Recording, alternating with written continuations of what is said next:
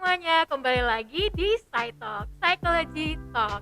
Di sini kita bakal membahas topik-topik menarik dengan pembicara yang keren-keren juga. Nah, gak terasa ya kita udah lama banget gak belajar di kampus, gak main bareng di kampus. Gimana nih kabar teman-teman semuanya? Semoga teman-teman dalam keadaan yang baik-baik aja dan dalam keadaan sehat di rumah aja. Dan jangan lupa untuk selalu menjaga protokol kesehatan dimanapun kamu berada ya. Nah, kali ini kita bakal kedatangan dengan pembicara yang keren seperti biasanya. Nah, kalau teman-teman psikologi USU pasti udah gak asing nih dengan beliau. Oke, jadi pertama-tama aku akan membacakan profil beliau terlebih dahulu. Beliau merupakan dosen Fakultas Psikologi USU pada tahun 2010 sampai dengan sekarang. Selain itu, beliau juga merupakan alumni Fakultas Psikologi USU dan juga beliau baru menyelesaikan pendidikan PhD-nya di Prancis pada tahun 2020. Selain itu, beliau juga pernah melakukan beberapa penelitian, diantaranya adalah pengaruh kepribadian pada pola asuh dalam penggunaan internet bermasalah pada remaja dilakukan di Indonesia dan Prancis. Nah, selain itu, beliau juga merupakan anggota dari Himpunan Psikologi Sumatera Utara dan anggota dari Ikatan Psikolog Klinis Indonesia. Oke, tanpa berlama-lama lagi, aku akan memanggilkan special guest kita pada hari ini. Please welcome Ibu Rahmi Putri Rangkuti, PhD Psikolog.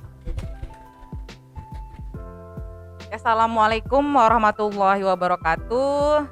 Selamat pagi, salam sejahtera untuk kita semua. Terima kasih untuk moderator yang sudah memperkenalkan diri saya. Selanjutnya mungkin salah satunya saya adalah dosen di Departemen Perkembangan. Jadi untuk teman-teman yang sudah ngambil psikologi perkembangan akan ketemu sama saya di beberapa mata kuliah, juga mungkin mata kuliah umum. Oke, hari ini kebetulan saya diminta oleh PEMA ya. Benar, nah PEMA meminta saya untuk membahas tentang quarter life crisis. Nah, di sini pertama-tama saya ingin menyampaikan bahwa apa sih sebenarnya definisi quarter life crisis. Nah, jadi awalnya quarter life crisis ini adalah fenomena krisis yang pada umumnya dialami oleh 20 something gitu. Jadi anggapannya 20 ke atas. Nah, cuma karena kita orang psikologi, kita biasanya tidak melihat bahwa usia 20, 25 kita nggak matok-matokin. Jadi kita biasanya langsung ke arah misalnya nih krisis yang terjadi pada masa awal dewasa. Jadi anggapannya 18 sampai 30 tahun. Jadi terserah mau misalnya terjadi di 18, di 25, di 28 yang nggak ada masalah. Nah, apa ini krisisnya? Nah, krisisnya adalah suatu periode di mana seorang merasakan krisis ketika mereka tuh membuat pilihan. Misalnya pilihan tentang karir, pilihan tentang mungkin perkuliahan, lalu pasangan, lalu tujuan hidup, keuangan, asmara, hubungan, dan lain-lain. Nah, biasanya tema-tema krisisnya ini tentu berkaitan dengan tugas perkembangan di masa itu. Jadi, kalau umpamanya kalian mengalami masalah, kemungkinan masalahnya akan berkisar atau pertanyaan-pertanyaan yang muncul di dalam pikiran kalian, kegalauan kalian, biasanya muncul berkaitan dengan pilihan-pilihan hidup yang memang ada di masa perkembangan tersebut. Oke, kita akan masuk ke ciri-cirinya gimana sih orang yang mengalami quarter life crisis?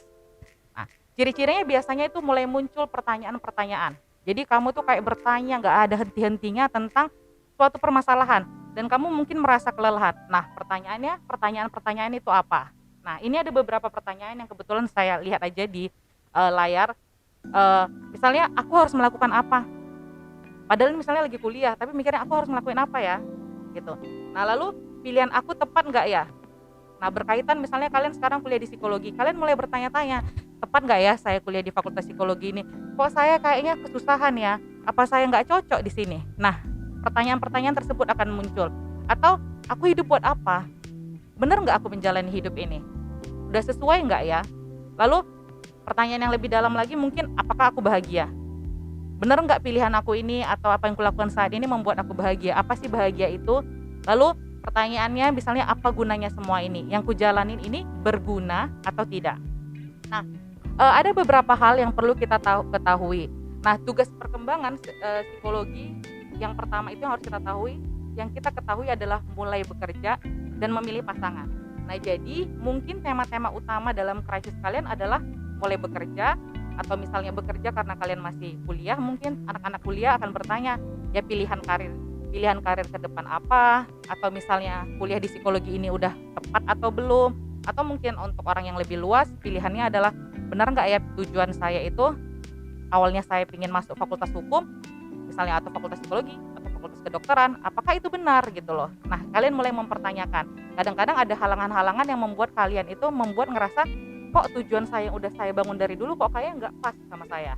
Nah, selanjutnya adalah pasangan. Nah, pasangan juga berkaitan dengan kamu misalnya udah pacaran, udah lama, lalu kamu berpikir saya cocok nggak sama orang ini.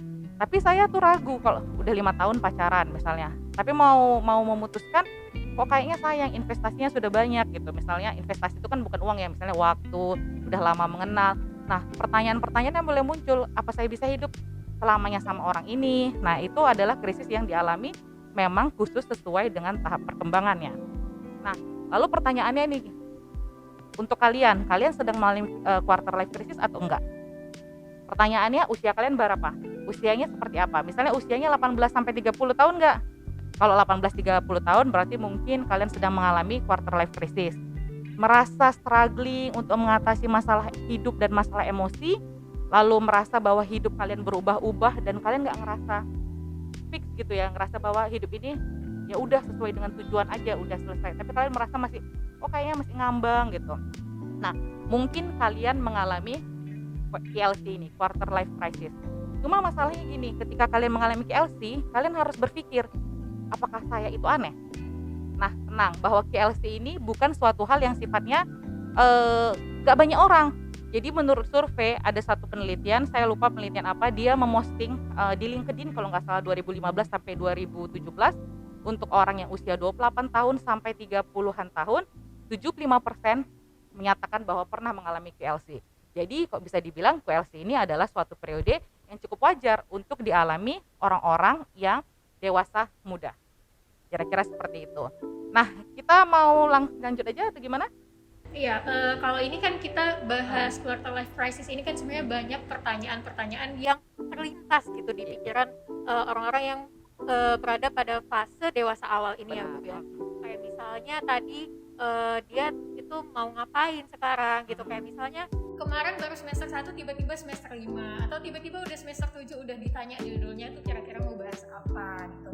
Nah, kalau misalnya pada mahasiswa sendiri, kira-kira quarter life crisis yang macam apa sih Bu yang dialami mahasiswa? Oke, jadi quarter life crisis itu kan terjadi pada emerging adult ya. Jadi maksudnya orang yang baru masuk ke dalam masa dewasa.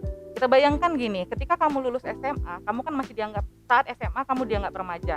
Satu semester berikutnya kamu udah dianggap orang dewasa, dan tanggung jawabnya yang muncul beda ketika kamu remaja dan dewasa. Nah, hanya berbeda berapa bulan, tanggung jawab yang diberikan sudah berbeda. Itulah mulai orang-orang dewasa ini merasa bingung gitu, karena perannya juga masih belum jelas di antara remaja atau dewasa, sehingga mereka mulai mempertanyakan beberapa hal yang dulunya nggak mereka pikirkan. Karena misalnya dulu tanggung jawabnya diserahkan kepada orang tua, gitu kan. Nah, sekarang kan pilihan-pilihan kita ada di tangan kita sendiri sebagai sebagai mahasiswa dan dianggap sebagai orang dewasa. Jadi permasalahan itu biasanya muncul itu perubahan peran. Nah, perubahan peran ketika kamu misalnya harus memilih banyak hal yang sebenarnya keputusan adalah diri kamu sendiri. Nah, termasuk ketika kalian sudah masuk kuliah, gitu kan, begitu milihkan judul, yang milih judul itu siapa? Diri sendiri. Nggak mungkin kan nanya orang tua, Pak saya kira-kira mau di judul apa, orang tua udah nggak tahu. Jadi kebanyakan ketika kalian sudah kuliah, orang tua kalian nggak pernah merasakan kuliah di fakultas ini gitu. Jadi mungkin orang tua udah nggak jadi kalau misalnya SMA, orang tua pernah SMA, jadi masih bisa dikasih minta nasihat, advice segala macam. Tapi begitu kalian masuk universitas, maka kalian punya pilihan sendiri dan kalian yang menentukan diri kalian gitu loh. Itu yang mungkin membuat kalian juga bingung. Misalnya apalagi udah mau milih ini ya, mau milih judul gitu kan. Seperti itu. Apa sih sebenarnya yang ingin saya teliti? Ini karya saya terakhir loh, saya mau meneliti apa? Bermanfaat nggak? Kan lebih ke arah itu ya. Iya. Terus gimana sih Bu dengan quarter life crisis yang dialami orang-orang pada dewasa awal ini? Gimana sih cara mengubah krisis ini tadi menjadi opportunity gitu untuk kita menjadi lebih baik? Oke. Jadi kalau kita lihat misalnya kita kan anak orang psikologi ya, kalian tahu bahwa krisis ini sebenarnya positif atau negatif. Nah, orang menganggap bahwa krisis itu selalu yang namanya negatif. Nah, padahal kita tahu bahwa krisis itu adalah definisinya sendiri adalah krisis adalah ketika kita mau melakukan sesuatu, mencapai tujuan kita ada halangan. Nah, itu entah halangan dari luar, entah halangan dari diri kita. Nah, pertanyaannya, krisis itu apa muncul di usia kalian aja, misalnya usia dewasa muda? Enggak juga, karena kan kita tahu ya, krisis itu terjadi sepanjang masa. Kalau kalian baca di buku Santrok misalnya, ya, di buku Santrok itu sebenarnya ada tuh midlife crisis. Jadi untuk orang-orang yang dewasa madya. Nah, tapi quarter life crisis ini jarang tuh dibahas di buku-buku kita. Nah, tapi mulai muncul. Nah, jadi pertanyaannya, krisis ini selalu negatif atau enggak? Kalau kita lihat Erik Erikson, bukankah setiap tahap perkembangan kita selalu ada krisis? Misalnya waktu kita mencari identitas diri dengan identitas confusion, waktu intimasi dengan yang lainnya kan. Nah, trust mistrust, nah gitu kan. Itu kan akan semuanya krisis gitu. Permasalahannya krisis ini selalu positif atau negatif? Enggak juga. Ternyata krisis ini kalau dilewati biasanya ininya bagus, prognosisnya itu bagus, kita akan menjadi lebih berkembang, kadang-kadang membuat titik balik kita menjadi orang yang lebih oke. Mungkin kalau kalian baca-baca orang-orang yang sukses, kalau kita baca biografinya, mereka pernah mengalami krisis, dan krisis itu adalah titik balik untuk mereka berkembang dan mengenal dirinya lebih dalam. Biasanya gitu. Oke. Benar sekali ya Bu. Jadi kalau misalnya kita bisa melewati fase ini dengan baik, itu kemungkinan bakal jadi hasil yang oke gitu untuk kita. Nah, terus gimana sih Bu tips-tipsnya supaya kita bisa keluar gini dari fase ini? Oke, baik. Saya akan lihat ini aja ya. Jadi ada 4 tahapnya. Nah, 4 tahap, ada yang namanya 4 tahap dari VLC ini. Yang pertama itu merasa kita terkunci. Nah, jadi merasa terjebak dalam situasi tertentu, pekerjaan, hubungan, mungkin perkuliahan. Nah, itu tahap awal. Nah, disitulah kita mulai bertanya-tanya tadi pertanyaan-pertanyaan yang muncul tadi yang di awal. Nah, lalu bagaimana caranya supaya kita bisa menyelesaikan pertanyaan ini? Biasanya orang melakukan yang namanya separation atau narik diri atau breaking out. Misalnya kalau pacaran ya putus. Kalau misalnya bekerja berarti dia berhenti dulu bekerja, lalu dia melihat dari luar. Kira-kira kalau saya keluar dari sini permasalahan saya hilang nggak? Tapi kalau umpamanya enggak, berarti kan bukan itu permasalahannya. Nah, setelah orang keluar, biasanya dia akan lebih bisa memandang permasalahan yang sedang dialami. Kalau dia ada di dalam, biasanya nggak bisa.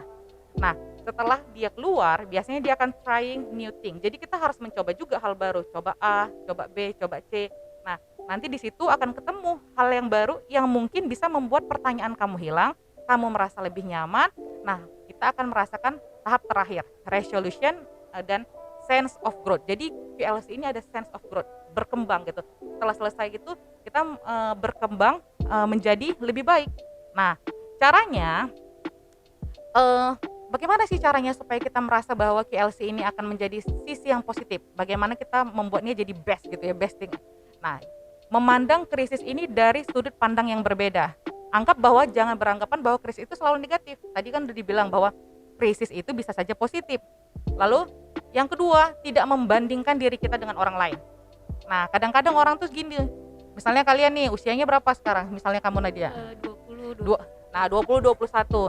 Kamu bandingkan misalnya sama teman kamu 20-21, ih dia kok udah ini ya, udah bisa punya penghasilan, atau misalnya udah menikah, udah apa. Nah, kebanyakan membandingkan diri dengan orang lain itu juga hal yang nggak baik. Nah, kalau ada orang yang sukses, buat dia sebagai motivasi, tapi jangan membandingkan diri kita dengan orang lain. Saya selalu punya tips bahwa kalau kamu mau membandingkan diri kamu, bandingkan dengan diri sendiri, versi yang lebih jelek dari diri kamu.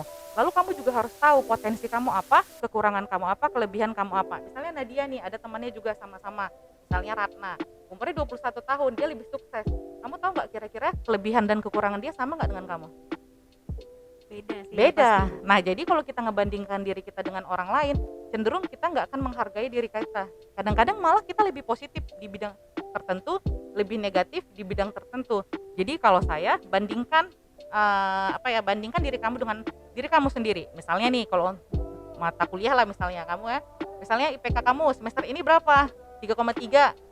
Kawan kamu 3,7. Kamu jangan fokus supaya 3,7, tapi gimana caranya 3,3 ini kelewatin. Ya kan? Jangan sibuk melihat orang lain, atau sibuk malah melihat orang yang di belakang kita. Nah, itu jadinya lebih buruk karena kamu punya potensi yang lebih. Nah, lalu mencari apa yang berarti untuk diri. Nah, QLC ini salah satu yang positif. Ketika kita mulai mempertanyakan sesuatu, kita harus belajar untuk merefleksikan diri kita. melihat kira-kira apa sih yang saya inginkan, apa sih kelebihan saya, apa kekurangan saya. Nah, refleksi diri ini membuat kita menjadi lebih mengenal diri kita sendiri. Kadang-kadang kalau kita nggak mengalami krisis, kita nggak pernah tanya mau kita apa, Iya benar banget. ya kan? Mau kita apa yang sebenarnya bahagia yang menurut kita jalani aja gitu. Ada juga orang yang mengalami krisis, misalnya dia udah ditentukan, udah saya mau A, B, C gitu, terus dia jalan aja.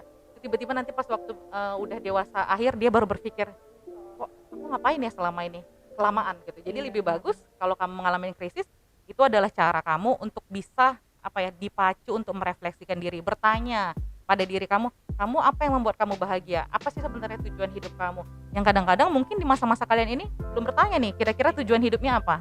Ya Benar kan? banget, Bu. Iya. Pokoknya tujuannya saya mau lulus dari fakultas psikologi gitu kan. Iya, benar banget. Tuh. Jadi supaya lebih aware juga ya Bu Iya. sama diri sendiri. Iya. Benar banget, tadi kayak kita harus mengenali apa kelebihan kita, apa kekurangan kita, terus kita juga jangan meng-compare diri dengan achievement sama orang lain gitu. Jadi lebih ke gimana caranya supaya kita itu bisa lebih baik daripada sebelumnya gitu. Bisa lebih baik dengan sebelumnya dan lebih bisa menghargai diri kita. Misalnya kita tahu bahwa misalnya yang gampang aja, misalnya gini, kamu sekarang belajar berapa jam sehari misalnya, nggak pernah belajar, kamu paling suka apa? Tidur misalnya kan. Nah ya kan, tidur sama rebahan. Nah bagaimana caranya kamu bisa mengalahkan diri kamu yang suka tidur ini untuk belajar 1 jam per hari misalnya, itu kan achievement dan itu yang kamu hargai. Mungkin ada orang yang memang dia suka belajar, kok jangan bandingkan kamu sama dia, kamu beda, tapi kamu bisa mengurangi waktu tidur kamu sejam untuk belajar, itu juga wajib untuk dihargai gitu. Berarti kita ini masing-masing unik gitu Ya ya Bu, benar, berbeda. kan kita belajar psikologi kan manusia unik ya, Iya, jadi benar, kamu benar, jangan benar. bandingin satu sama lain. Iya. Selain unik juga kita bisa berubah dengan memulai dari hal-hal kecil dulu ya Iya Bu. benar. Iya.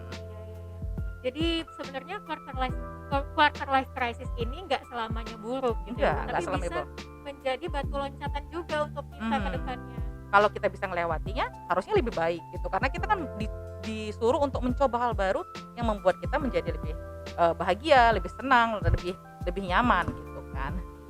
Jadi buat teman-teman yang kira-kiranya nih lagi ada di fase quarter life crisis, sebenarnya nggak perlu takut juga ya Bu, karena ini merupakan fase yang sebenarnya kebanyakan orang juga mengalaminya gitu. Terutama ini kan lagi masa pandemi juga ya Bu, jadi itu sangat wajar gitu untuk dialami oleh orang-orang pada usia ini. Oke, jadi kalau dibilang memang wajar, tapi ingat kewajaran ini bukan berarti dibiarkan. Kamu harus bergerak untuk melakukan sesuatu. Nah, salah satunya tadi kan berkaitan dengan pandemi. Sebenarnya quarter life crisis ini juga berkaitan dengan kondisi kalian saat ini.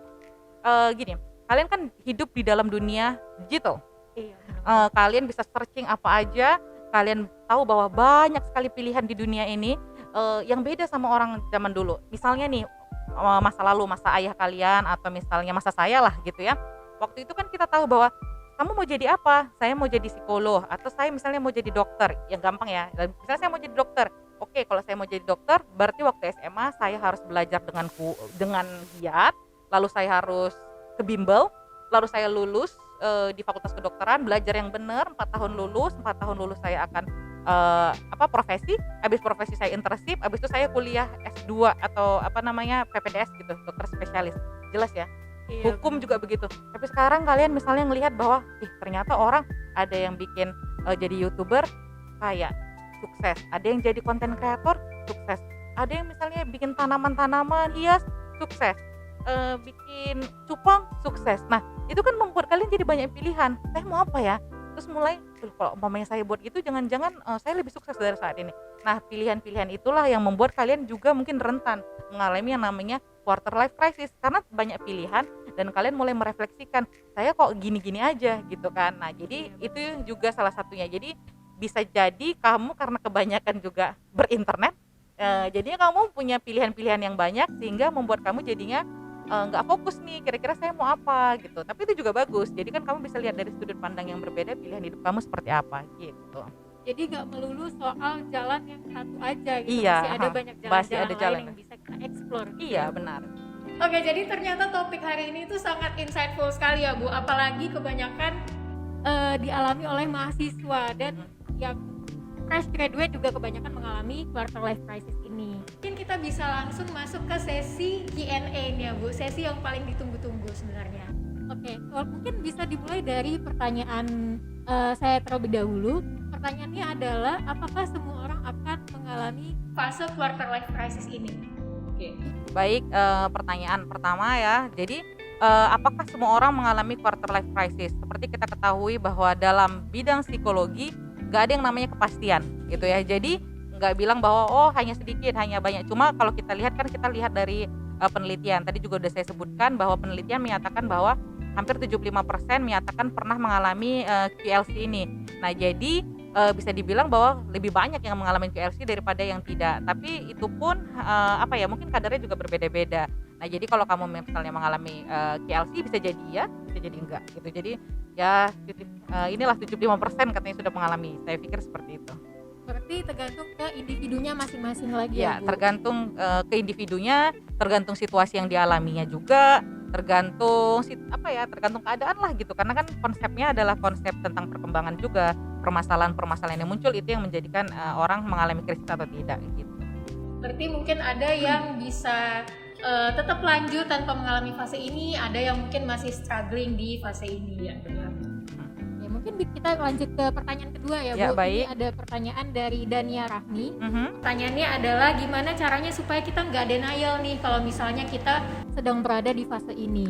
Oke, ketika orang denial itu adalah berarti dia tahu QLC ya. Kadang-kadang orang banyak yang nggak tahu QLC. Nah, kalau dia tahu tapi denial berarti dia memandang QLC ini sebagai suatu hal yang buruk. Berarti dia belum membaca atau mengalami mendapatkan pengetahuan bahwa QLC ini banyak juga positifnya.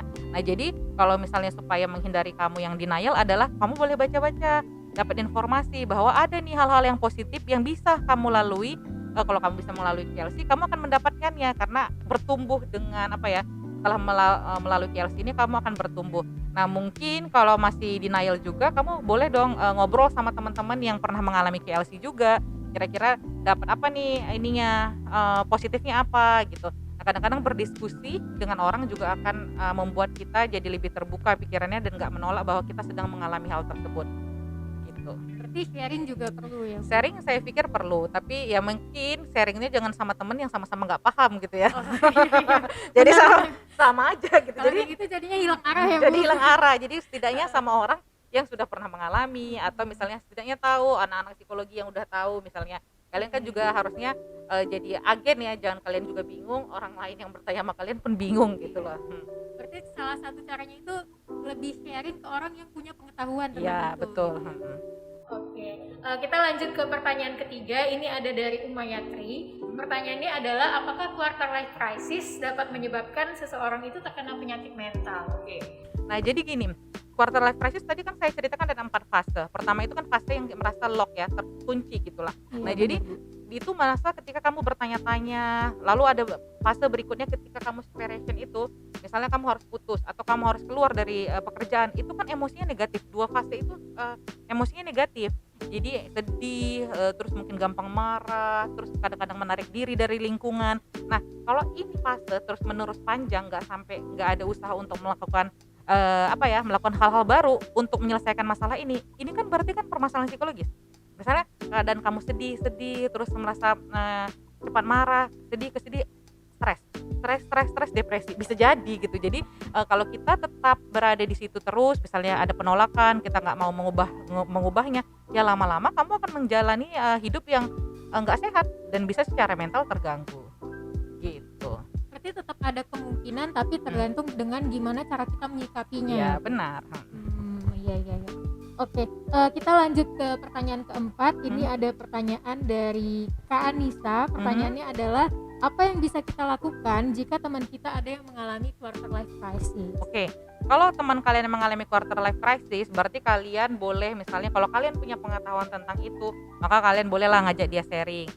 Tapi kan kalian tahu bahwa kemampuan kalian juga terbatas. Kalau misalnya permasalahan dia sudah kelihatan yang nggak bisa dibantu dengan misalnya dengan diskusi dengan kalian, maka kalian boleh menyarankan teman kalian datang ke orang yang lebih profesional, misalnya konselor, misalnya, atau di kampus misalnya kan ada konselor kampus misalnya, atau misalnya ada orang yang lebih lebih punya pengetahuan.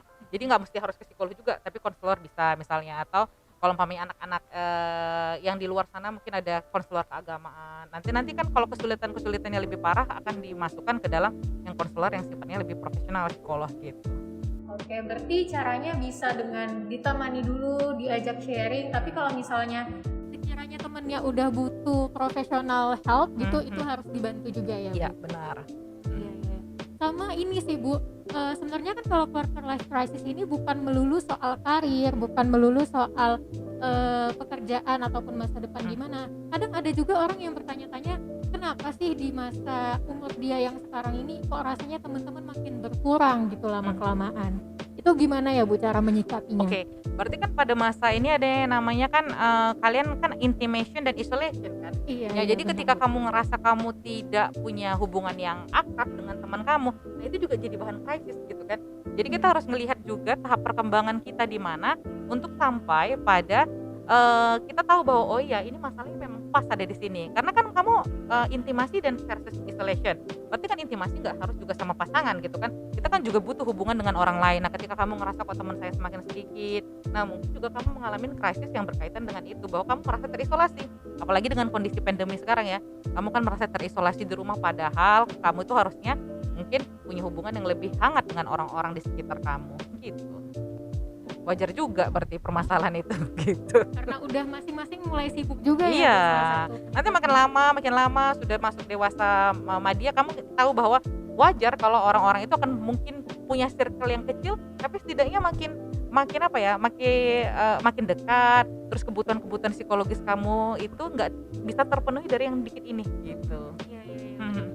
Jadi itu balik lagi ke orangnya Iya. masing-masing ya, Bu. Oke, jadi berdasarkan paparan dari Ibu Rahmi tadi udah dijelaskan kalau misalnya quarter life crisis ini nggak melulu buruk kok, nggak selamanya quarter life crisis ini bakal menjebak kita. Justru quarter life crisis ini bisa kita jadikan menjadi batu loncatan dengan tips-tips yang udah diberikan oleh Bu Rahmi tadi. Kayak misalnya kita harus aware sama diri kita ini maunya apa, diri kita ini apa sih kelebihan dan kekurangannya. Terus dengan jangan melulu nge-compare achievement kita dengan achievement orang lain. Juga kita jangan sibuk membandingkan diri kita dengan orang lain. Kita fokus untuk mengalahkan diri kita yang sebelumnya gitu, menjadi versi yang terbaik dari diri kita gitu. Nah, ada juga tadi mencari hal-hal yang kita sukai gitu ya, Bu, explore hal-hal baru. Nah, Ya, itu bisa menjadi tips-tips dari quarter life crisis ini. Baik, mungkin pembincangan kita sampai sini aja. Dan ini sebenarnya ada quotes nih dari Pramudia Ananta yang sebenarnya sangat terkait dengan quarter life crisis ini. Jadi kalau kata Pramudia Ananta itu adalah penjara yang menciptakan kita, keterbatasan yang menciptakan kita. Orang boleh dalam penjara, tapi kalau pemikirannya bebas, penjara itu cuma sementara, hanya tempat tidur sementara. Kalau dia berpikir nggak ada harapan lagi, dia sudah dipenjara oleh ketakutannya sendiri. Jadi buat teman-teman yang sekiranya masih nge-stuck nih, ya kira kita nih gimana sih, terus kedepannya gimana, yang pokoknya kemungkinan lagi ada di fase quarter life crisis. Jangan sampai ketakutan kita, kehilangan arah kita ini mempenjarakan kita gitu. Jangan sampai kita dipenjara oleh ketakutan kita. Dan semoga quarter life crisis ini bisa menjadi batu loncatan untuk kita semua bisa menjadi lebih baik. Oke, aku kembalikan kepada Bu Rahmi. Mungkin Bu Rahmi punya pesan-pesan yang ingin disampaikan ke mahasiswa psikologi UNSU. Oke, jadi fokusnya adalah cari tahu sisi positif dari quarter life crisis ini. Kalau saya, quote-nya adalah kemauan dan usaha Anda penting untuk melewati quarter life crisis. Jadi itu kemauan. Yang pertama ketika kamu mengalami quarter life crisis adalah punya kemauan untuk mengatasinya. Lalu ada usaha, punya kemauan aja nggak ada usaha nggak akan selesai. Jadi let's start untuk menyelesaikan quarter life crisis dengan kemauan dan usaha Anda sendiri. Terima kasih. Oke, keren banget dari Bu Rahmi ya. Terima kasih untuk Bu Rahmi untuk pemaparannya pada hari ini mengenai quarter life crisis. Semoga teman-teman yang lagi di rumah, yang lagi dengerin talk show ini bisa melewati fase itu dengan baik gitu, atau kalau bisa jangan sampai terkena fase ini gitu ya. Jadi terima kasih pemaparannya kepada Bu Rahmi, sangat insightful, dan semoga tips-tips yang udah diberikan tadi bisa diterapkan oleh teman-teman yang sekiranya lagi ada di fase ini, dan semoga teman-teman yang kira-kira lagi di fase ini bisa segera hempas gitu ya, segera melewati fase ini dengan baik gitu. Oke, mungkin sampai sini aja talk show kita pada hari ini, dan sampai jumpa di Side Talk berikutnya. Terima kasih.